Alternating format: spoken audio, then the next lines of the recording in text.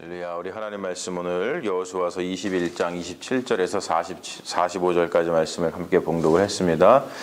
우리 이 말씀 가지고 하나님의 선한 말씀이란 제목으로 우리 하나님 말씀 증거하겠습니다. 오늘 말씀은 마지막에 읽다 보면 저절로 아멘이 나오는 아주 귀한 말씀이죠.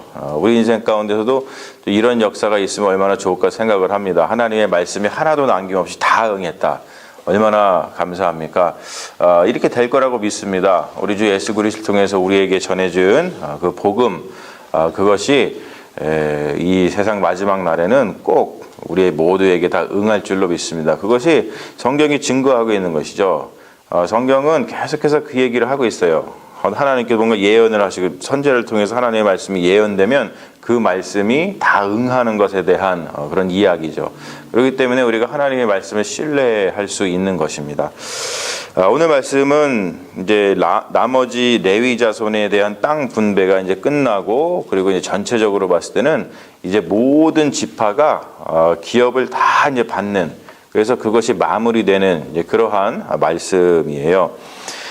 특별히 우리가 지난 시간에 살펴봤던 그 레위 자손 중에서 이제 그핫 자손, 또 그핫 자손에서 아론 자손이 나왔잖아요. 그래서 아론 자손이 먼저 땅 분배를 받고, 그리고 그핫 자손이 받은 다음에, 그리고 해서 오늘 말씀은 이제 게르손 자손하고 무라리 자손이 마지막으로 이제 땅 분배를 받는 장면이죠. 이 레위 자손 중에서 이제 그핫 또는 고핫이라 그러는데, 그핫 자손, 게르손 자손, 무라리, 그러니까 그핫, 게르손, 무라리, 이 세 이름은 우리가 좀 이렇게 인식을 좀 메모리해 두면은 성경 읽을 때 많이 도움이 됩니다. 전체적으로 보면 오늘 게르손 자손이 13성읍을 받고, 또 무라리 자손이 12성읍을 받고, 그래서 아론 자손이 받은 13성읍하고 그핫 자손이 받은 10성읍하고, 오늘 게르손 자손이 받은 13성읍하고, 또 무라리 자손이 받은 12성읍, 이것을 합하면 모두 이 레위 지파가 받은 이 성읍은 48개의 성읍이 됩니다. 48개의 성읍 모든 것을 다 이제 받고 나서 이제 땅 분배가 다 마무리되는 이제 그런 시점이 오는 것이죠. 이 땅 분배하는 것을 보면은 특징이 한 가지가 있어요. 우리가 이 특징을 좀 빼먹지 말고 넘어가야 되는데, 뭐냐면 우리가 몇 장에 걸쳐 가지고 쭉 지금 땅 분배하는 것을 봤잖아요. 근데 그 특징이 뭐냐면 레위 지파, 레위 자손을 뺀 나머지 11지파에게 먼저 땅 분배가 됩니다. 그렇죠? 땅 분배가 먼저 돼요. 네.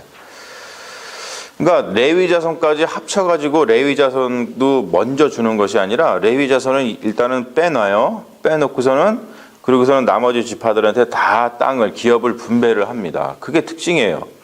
근데 정말 또 굉장히 특이한 특징은 뭐냐면 그 각 기업 중에서 각 지파별로 우리가 지금 계속 살펴봤듯이 그 중에서 2성읍 해가지고 발음하기도 힘든 그런 성읍들 우리가 지금 보면서 봤잖아요. 그런 것처럼 각 지파별로다가 몇 성읍씩을 레위 지파에게 헌납하게 합니다.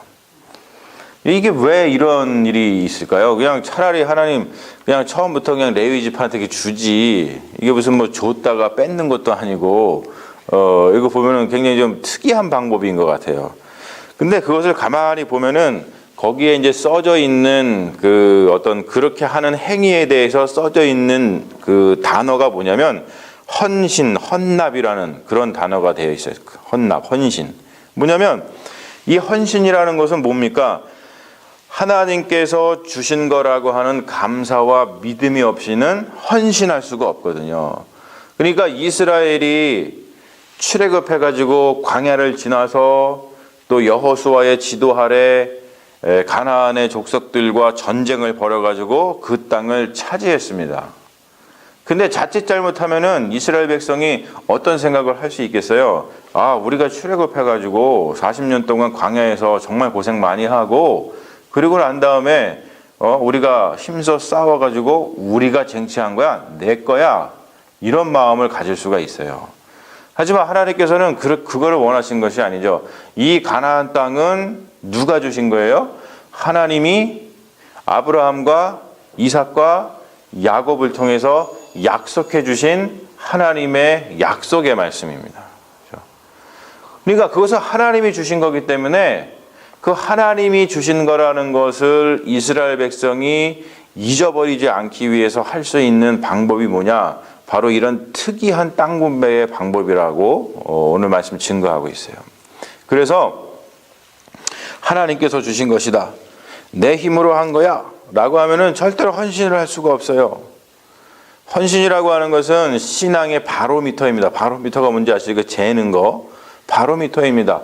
내가 정말로 헌신하느냐 헌신하지 못하느냐를, 우리의 신앙을 가만히 들여다보면 내가 지금 하나님께 헌신되냐, 하나님을 신뢰하고 하나님을 믿고 하나님께 감사하는 삶을 살고 있느냐 그렇지 않느냐를 볼 수 있는 바로미터가 바로 헌신이라는 거예요.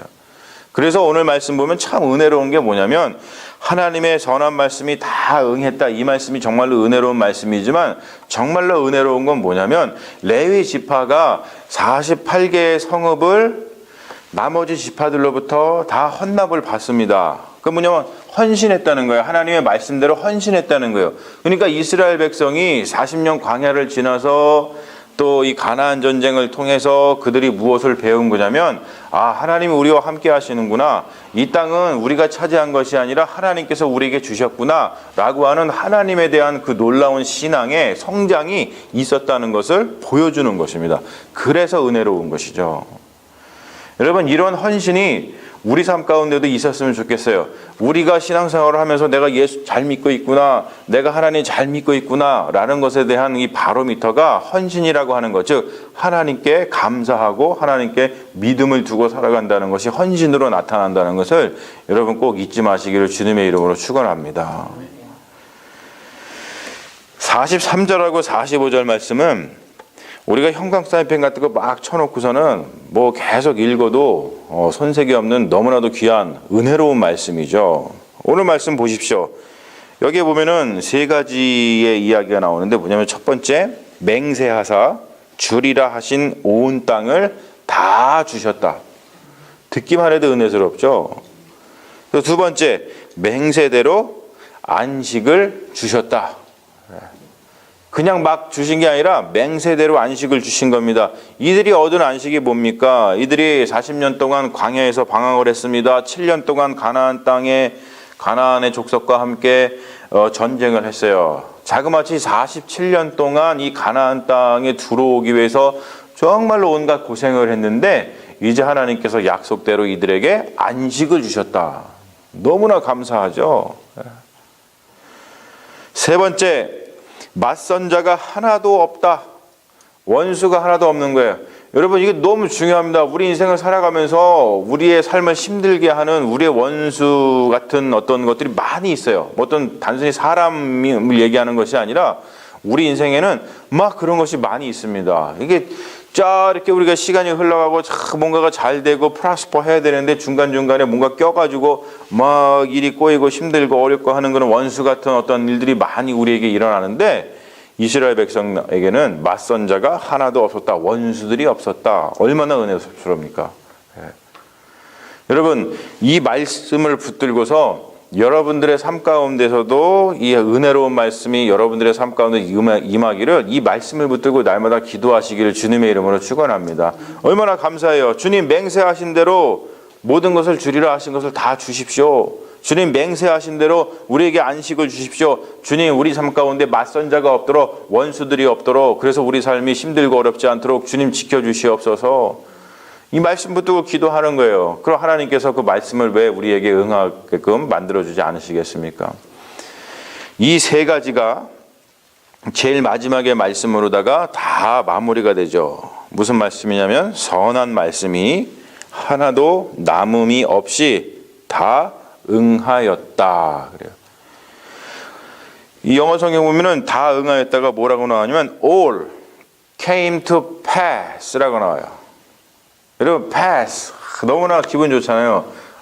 제가 그저께 면허시험 봤거든요. 어떻게 됐게요? pass 했습니다. 면허시험 보고 났는데 가서 커렉션 하더라고요. 딱 보더니 그 감독관이 다 보더니 pass 외치는데 기분이 그냥 좋더라고요. pass. 여러분 패스라는 말을 들으면 우리는 다 기분이 좋은 거예요. 근데 오늘 말씀 보십시오. 하나님의 말씀이 하나도 남김이 없이 하나도 망김이 없이 다 응하였다. All came to pass. 너무나 좋잖아요. 이런 역사가 우리 삶 가운데 있었으면 좋겠습니다. 자, 오늘 말씀 가운데 좀 더 우리가 깊이 봐야 될 게 뭐냐면 하나님의 선한 말씀이라는 뜻이에요. 하나님의 선한 말씀. 선한 말씀이 임했다 그러는데 도대체 선한 게 무엇인가? 이 선한이라고 하는 단어는 그 히브리어의 터브라고 하는 말입니다. 성경을 좀 많이 이렇게 좀 보신 분들은 이게 어디 나오는 유명한 말인지 아실 거예요. 이 터브는 좋은, 선한, 영어로는 good이라는 뜻인데 이 말이 제일 처음에 등장하는 데가 어디냐면 창세기입니다. 하나님께서 이거를 창조하시고 나서 보시기에 좋았더라 라고 할 때 그게 바로 터브예요. 그 말씀이 오늘 이 말씀에도 또 이제 임하는 거예요. 근데 이 터브라고 하는 말은 굉장히 참 좋은 말인데 하나님의 선한 말씀, 터브의 말씀이 임하면 우리 삶 가운데 이러한 측면들이 있는데 그것이 다 터브가 된다는 거예요. 자, 뭐냐면 첫 번째 우리 삶 가운데는 무슨 측면이 있냐면 도덕적인 측면이 있죠. 그렇죠? 도덕적인 측면이 있습니다. 근데 하나님의 선한 말씀이 임하면 우리의 도덕적인 측면이 선하게 됩니다. 선하게, 착하게 된다는 거예요. 이 선한 것과 착한 것과 반대의 말이 뭡니까? 악한 거거든요. 하나님의 선하신 말씀이 임하면, 응하면 우리의 도덕적인 측면이 선해져요. 이 악한 게 선한 걸로 변한단 말이에요. 그리고 두 번째, 우리 인생 가운데 무슨 측면이 있냐면 가치의 측면이 있습니다. 가치. 참 고귀하다. 아니면 저기 더 산티난다. 뭐 이렇게 얘기하잖아요. 근데 우리 삶의 가치의 측면이 하나님의 선하신 말씀이 임하면 고귀해진단 말이에요. 참 고귀하다. 세 번째 뭐냐면 우리 삶 가운데 무슨 측면이 있냐면 경제적인 측면이 있습니다. 경제적인 측면. 근데 하나님의 선하신 말씀이 임하면 우리 삶 가운데 그 경제적인 측면 가운데 이익이 와요. 어떤 부가 임합니다. 부요함이 임합니다. 어떤 손해를 보지 않아요. 그리고 네 번째 보면은 우리 인생 가운데 어떤 측면이 있냐면 감각적인 측면이 있어요. 감각적인 측면. 근데 이 감각적인 측면이 뭐냐면 하나님의 선하신 말씀이 임하면 우리의 감각적인 측면에 행복이 임해요. 불행하다고 느끼는 것이 아니라 행복하다고 느낀단 말이에요. 하나님의 선하신 터브, 그 말씀이 임하면. 그리고 마지막으로 우리 인생 가운데는 심미적인 측면이 있습니다. 심미적인 측면이 있는데 하나님의 선하신 말씀이 임하면 우리 그 삶 가운데 아름다움이 임한다는 거예요. 추했던 것이 아름다워져요. 근데 여러분, 지금 제가 이 말씀을 드렸는데 이런 어떤 하나님의 선하신 말씀이 임해서 도덕적인 측면이 선하고 가치적인 측면에서 정말로 고귀하고 경제적인 측면에서 굉장히 부요함을 가져다 주고 감각적인 측면에서 행복이 임하고 심미적인 측면에서 아름다움이 임했다. 여러분, 이 모습을 우리는 누구에게서 찾아볼 수 있나요? 저는 이거를 보면서 누가 딱 떠올랐냐면 우리 주 예수 그리스도가 떠올랐어요. 우리 예수님이 다 이런 게 예수님 어떤 그 선하심, 우리가 예수님의 그 모습을 보면서 참 고귀하다라고 얘기를 하잖아요.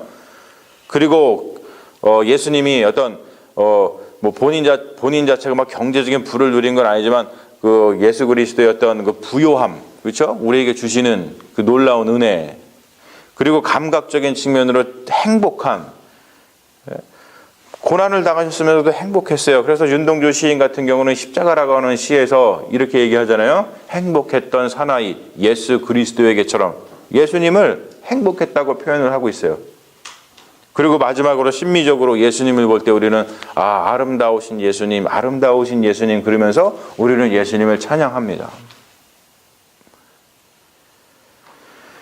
하나님의 선한 말씀이 임하면 이것이 총체적으로 임한다는 거예요. 이 말은 뭐냐면 우리가 지금 이 도덕적인 측면, 가치적인 측면, 경제적인 측면, 감각적인 측면, 심리적인 측면이 있는데 이 중에서 우리는 이 한 두 가지 정도만 자꾸 바래요. 뭐 경제적인 측면하고 감각적인 측면. 우리가 좀 부자로 살았으면 좋겠다 또는 우리가 그냥 행복했으면 좋겠다 이것만 얘기를 한단 말이에요.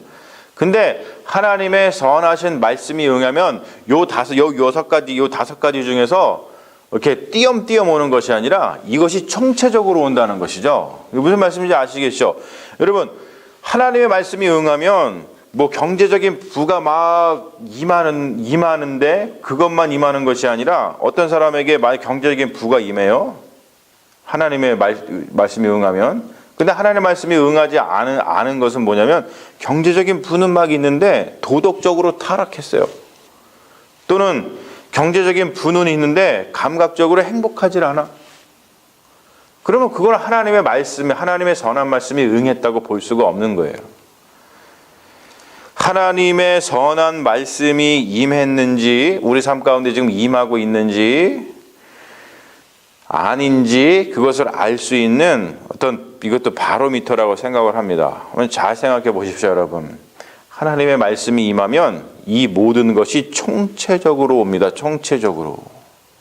내가 행복해졌고 내가 어떤 부유해졌는데 어떤 가치적인 측면에서 굉장히 싼티나고 굉장히 추하고 그리고 굉장히 악하다. 그거는 하나님의 말씀이 임한 게 아니에요.